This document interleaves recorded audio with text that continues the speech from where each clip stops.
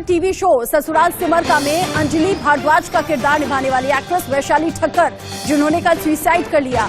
30 साल की वैशाली का शव इंदौर की साईबाग कॉलोनी में उनके घर से ही मिला।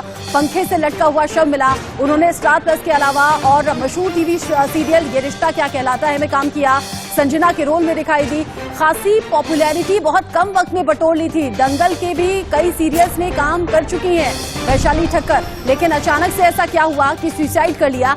8 पेज का सुसाइड नोट वैशाली ने अपने पीछे छोड़ दिया है। पड़ोस में रहने वाले राहुल नाम के शख्स पर परेशान करने का आरोप भी इसी सुसाइड नोट में लगाया गया है। साथ ही वैशाली की दूसरी जगह शादी तुड़वाने का भी आरोप इसी शख्स पर लग रहा है। ऐसी कई वजह थी जिसकी वजह से तनाव में वैशाली ठक्कर थी। एहतियाब शेख इस खबर को लेकर ज्यादा अपडेट के साथ जुड़ गए मेरे सीनियर कुलीग।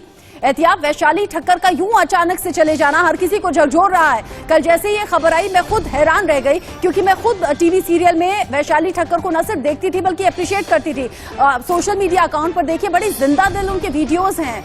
अभी तक की जांच क्या कह रही है? क्या सिर्फ इतना भर था कि राहुल नाम का शख्स परेशान कर रहा था इसलिए अपनी जान दे दी?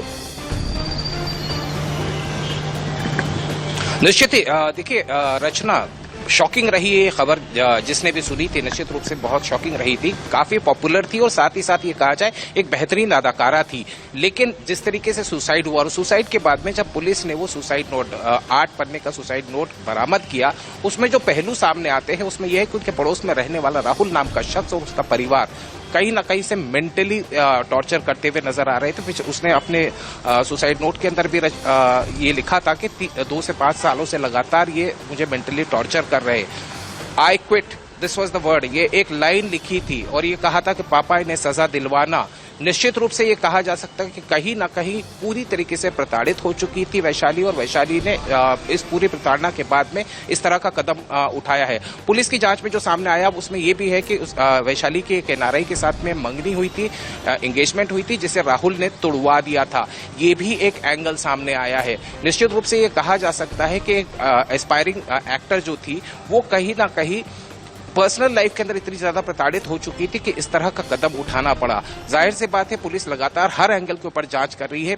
पुलिस ने वहां से मोबाइल जब्त किया है जो कि वैशाली को बिलोंग करता था, कुछ और चीजें जब्त की है। साथ ही राहुल को और उसकी पत्नी को गिरफ्तार कर लिया गया है। पूछताछ लगातार चल रही है और भी सारे लोगों से पूछताछ लगातार चलती जाएगी। और जो लेटेस्ट अपडेट मुझे ये मिल रही है कि वैशाली के मोबाइल की जो फोरेंसिक जांच है वो भी कराई जा रही है कि उसमें से कुछ जो डिलीटेड मैसेजेस होंगे उसको भी रिकवर करके उनके जरिए जो